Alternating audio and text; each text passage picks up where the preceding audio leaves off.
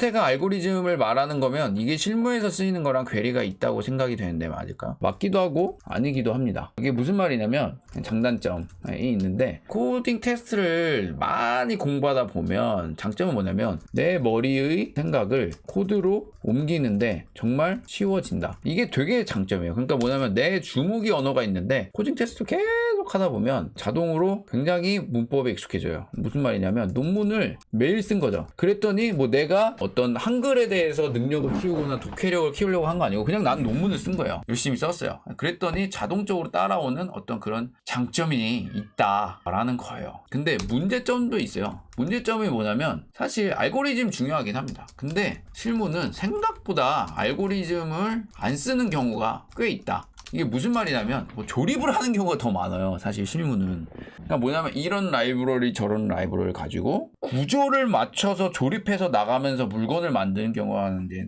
훨씬 더 상당히 많아요. 특히 어플리케이션 따는. 그러면 여기서는 이제 알고리즘이 쓰이느냐라고 했을 때 솔직히 얘기하면 코딩 테스트 한다고 막 열심히 공부했던 게 잘 안 쓰여요. 그러니까 알면 좋죠. 알면 좋은데 예를 들어서 뭐라고 할까요? 내가 농구를 해야 돼요.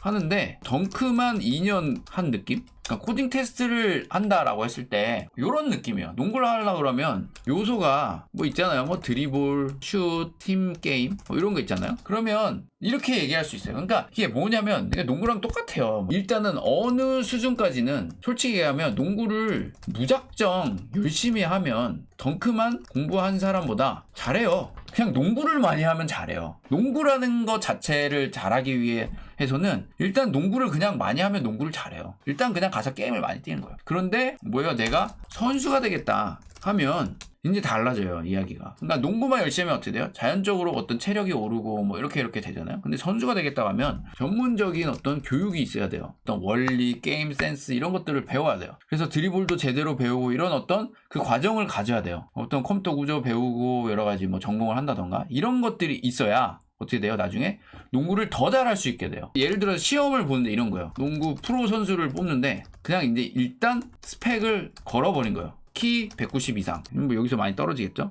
그 다음에 뭐 덩크 가능. 뭐 이런 식으로. 그래서 이거를 맞추기 위해서 일단 이게 그냥 통과 기준이야, 만약에. 그러면 이거를 맞추기 위해서 막 잘 먹고 해서 뭐 키는 뭐 선천적이라는 거 하고 뭐 이것만 열심히 연습을 한 거죠. 그러면 이 사람이 실제 실무를 했을 때 물론 도움이 되죠. 덩크를 잘해. 그러면 어디에 도움이 돼요? 당연히 점프력이 높고 리바운드를 잘할 가능성이 높고 여러 가지 어떤 가능성은 굉장히 높죠. 덩크를 한다는 자체가. 그런데 이것만 2년 하고 있어. 그게 이제 제가 어떤 코딩 테스트나 이런 거가 갖는 이제 문제점이다라고 이제 보는 거예요. 그래서 너 덩크 못해? 그러면은 너는 시험도 못 봐. 라는 어떤 면접도 못 보게 되는 그런 어떤 문제점이 있는 것 같다. 코딩 테스트에서는 그런 느낌이에요. 뭐 꼭 맞지는 않지만 그냥 뭐 대충 비유를 해봤습니다. 그러면 코딩 테스트에 대한 공부를 아예 안 하는 거냐? 아니요. 자료 구조 책에서 3분의 1 정도는 알아야 된다. 이렇게 생각을 해요. 왜냐면 이건 필수적인 거예요. 내가 프로를 하려고 하는데 뭐 예를 들어서 뭐 슛이 어느 정도 돼야 되고 그리고 어느 정도 기본은 돼야 되잖아요. 근데 그 중에 요소가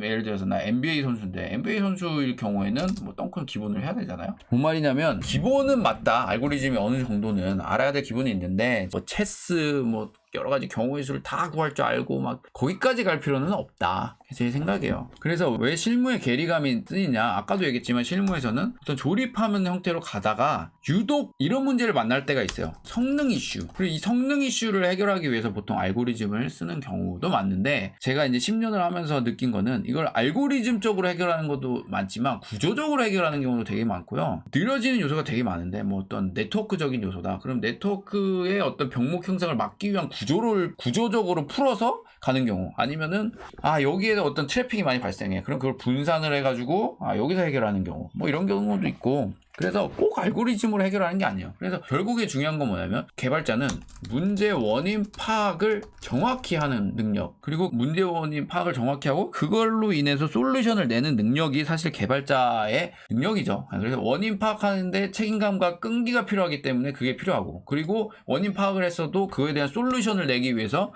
엄청난 끈기와 인내가 필요하기 때문에 그게 제가 얘기하는 인내와 끈기 그 얘기를 하는 거예요. 사실 어떻게 보면 제가 하는 말이 인생의 룰이기도 합니다. 그냥 인생이 그러잖아요. 문제를 만나고 해결하고 만나고 해결하고 만나고 해결하고. 근데 유독 거기에 특화된 게 개발자다라고 보시면 될 것 같아요. Let's go. Yeah. I'm like an addict, do I gotta have it. I ain't even playing, got a really bad habit. If it moves, gotta grab it. Fuse